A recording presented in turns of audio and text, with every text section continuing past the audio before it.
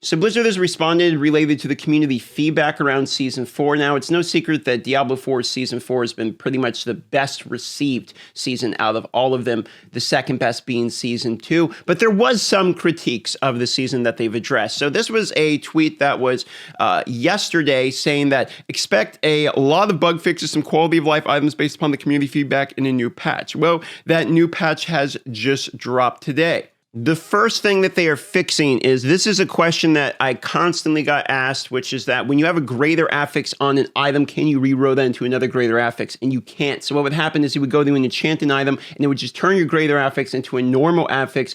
Wouldn't tell you that if you hit the confirmation button. And so because of that, that was kind of like an ouch learning moment for people. So that has been solved and will now actually give you a warning. They actually buffed the damage of Hellborn enemies in the Helltide, maybe to make it a little bit scarier, because right now it's just a slay fest. The masterworking materials can be directly transmuted instead of requiring to open a materials cache. So this is when you're going through the pit and you're masterworking an item, you can basically downgrade that item to a larger amount of the previous type of item. That way there's a reason to do the higher level pits, but you'd have to buy a cache, then right click and open. It was just an extra menu basically for no reason. You also no longer have to do a tier 46 nightmare dungeon and unlock that master working on every single character. You do it on one. It's unlocked basically forever from the beginning. So basically you can farm the materials you need on one account, and because those materials, like your herbs, if you farm an herb, for instance, on one, it's going to be across all your characters. You can then, when you make a new alt, you can actually continue to use that masterworking from the beginning if you find an item you really like for some reason and you just want to be able to level it. Pretty cool quality of life for alts. They actually seem to have a focus on alts this season too. I don't know if you knew this, but there's a legendary cache in the game that from the beginning, from 20 to 50, it will give you a level 20 to 50 legendary item, and you can just craft it with like normal raw hide and raw ore. So you can just craft legendary items to help you get your aspects even earlier. And they do that just to help you level alts and be able to get your aspects if for some reason, you don't really need to do it because the Helltide exists and you get tons of legendaries, but it's just one extra quality of life I've noticed they made for additional characters. So they made the leveling faster, and then they're going to making extra characters faster. That way, try and incentivize people to be able to make multiple characters. Okay, so the biggest change here is fairly obvious related to their largest amount of feedback, which is the gold cost. Now, in the game currently, you are starved for gold, and they have nerfed the cost of masterworking with the gold. They had previously, in the previous patch, nerfed the cost of doing that transmutation, of lowering those materials like I was talking about earlier, and reduced how much it costs to do that by 1/100th is my understanding. It's 1% of what it used to cost. But now they've actually reduced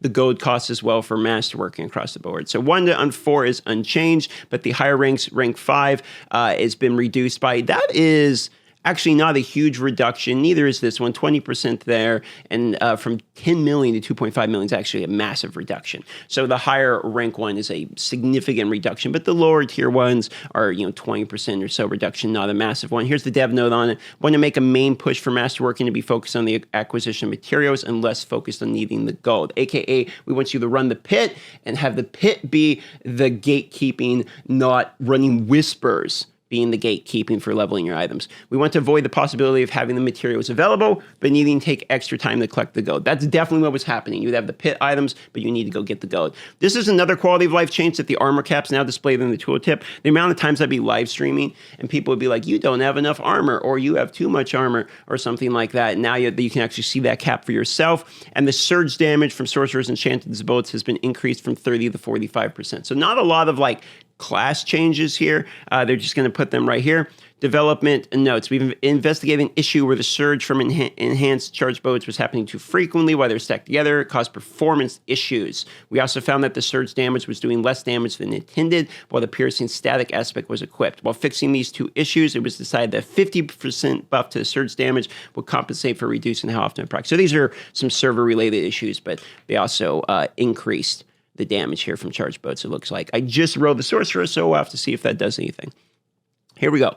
Drop rates for Scatham prisons. These are actually the most hardest thing to get in the game right now in Season 4. It is very difficult to get these. These are the things that give you more sockets on your gear. So basically what happens is you save all of them just until you get to your completely masterwork gear, and then you're like, okay, now I'll put in gems. So gems were sort of the ultimate in-game, and I think they want masterworking to be it. Treasure goblins now drop scattered prisms more often. Additional chances as you go through the world tiers. So now we're actually going to be able to to farm these out. Goblins are much more common. World bosses now always drop scatter prisms, and the amount they increase by world tier. So now you get 1, 2, and 3. So just do the world boss if you need some. 3 will get you your 2-handed maxed out, and like 1 for your ring or helmet or something like that. That's not so bad. The butcher always drops on defeat. That's a nice way of getting an extra one, because the butcher doesn't really feel like it's too much of a loot goblin. I feel like the butcher should feel like a big loot goblin, but anyway. Reworked item stat compares to be more intuitive when the same stat appears on an item multiple times, which most often occurs with tempered items. Okay, so I'm curious how that's going to work. Reworked item stat comparisons to be more intuitive. Okay, so it's going to show you maybe what the previous one was. Previously, if you compared an item stats and it had value appear twice, such as cooldown reduction, it would display those 2 different values individually. We have now updated those to combine their individual values to only display 1 value, making it easier. Okay, so this is just a comparison between your items. That's just a visual quality of life. That's not actually a functional mechanical change. The Whisper bounty requirement for defeating Hellborn is reduced from 3 to 1. I actually like this because the Hellborns have a ton of HP. So earlier on in the game, when you get this Whisper bounty within the Hell type, it can be kind of annoying to complete. So I actually think that's pretty cool. And they said they've made this change to compensate for a bug fix. It can be further down in the patch notes. And this bug fix maybe is that I know this sometimes you would not have to actually kill normal Hellborn. You can get like the Disciples, for instance, or something. And then we have a whole bunch of bug fixes related to classes here, related to quality of life, doomsayers, gameplay, hell tides, etc. Here you go. The Hellborn disciples that spawn while fighting the Bloodmane do not count as Hellborn in other contexts, such as the fact that they do not drop loot. This change to ensure these items are treated consistently. Yeah, so this is what I was talking about here. You could actually kill the disciples, and I thought because they had Hellborn disciples in it, this was intentional. I didn't realize this was actually a bug. I thought this was on purpose because you had to kill 3 of them. And I was like, oh, that's nice. So now you actually have to kill a Hellborn. Now, there's a whole lot of other bug fixes and cleaning up, related to some things here. There's skill and class mechanics. We'll just peek through this to see the changes here. Fixed an issue where the Druid's Spirit Boon Overload's damage was physical damage instead of lightning. That's interesting. The aspect of the alpha did not properly mark the wolf skill as werewolf. Here we go. Okay, so this is a big fix, actually, for Druids, because I couldn't play Boulder or Druid for this reason. Fix an issue where the boulders orbiting the player from the Dome and Storm could stop doing so infinitely when destroyed by projectile-destroyed entities, such as suppression fields or the monster-spawned walls. So that's what was going on. There was a bug where you would try to cast a boulder and it just wasn't working, and this has turned a lot of people off for this Druid build, so they actually fixed that there. And Barbarian's Bash was dealing multiplicative damage instead of additive damage when combined with a temporary affix that causes Bash to cleave. So Barbarian's Bash has now been nerfed as well. And Rapid Fire had a further range than intended with the new elite unique, allowing enemies to be damaged and defeated off screen. That's actually pretty hilarious. So some class balance changes, fixes, bug fixes, etc. related to that, and the rest is just going to be a huge list of bug fixes, etc. Oh, and they also fixed the killing the Echo of the Lilith. Now we'll give you your spark. So if you killed Lilith before and you didn't get your spark, kill it again so that way you can actually get your spark.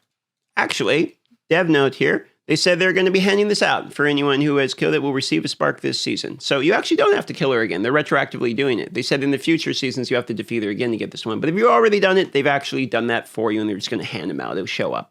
So those gold fixes plus the previous patch where the amount of gold it costs to do the transmutation has been reduced should solve a pretty good amount of the feedback related to the gold issues. Pretty good patch so far. Lots of bug fixes, quality of life type of stuff. Not too major balance issues, because for the most part, I'm not actually hearing a lot of complaints related to balance. People seem to just be enjoying the season. There's not like, oh, this class is way too good or anything. Mostly just trying to get the feel-good mechanics related to the master working right. So overall, pretty healthy patch. I'm still having a good time with Season 4. Surprised, actually. Normally by now I'd be kind of, getting a little bit more bored this season, but I think I'm going to be playing multiple classes all the way through this season, which will probably be the first season I do that. So hope you guys are enjoying the season 2. That's about it. Subscribe if you want to. If not, don't worry about it. Thank you for 300K plus subs. We hit that just the other day, and feels pretty good. Love you all. Enjoy the new patch. I'll see you in game.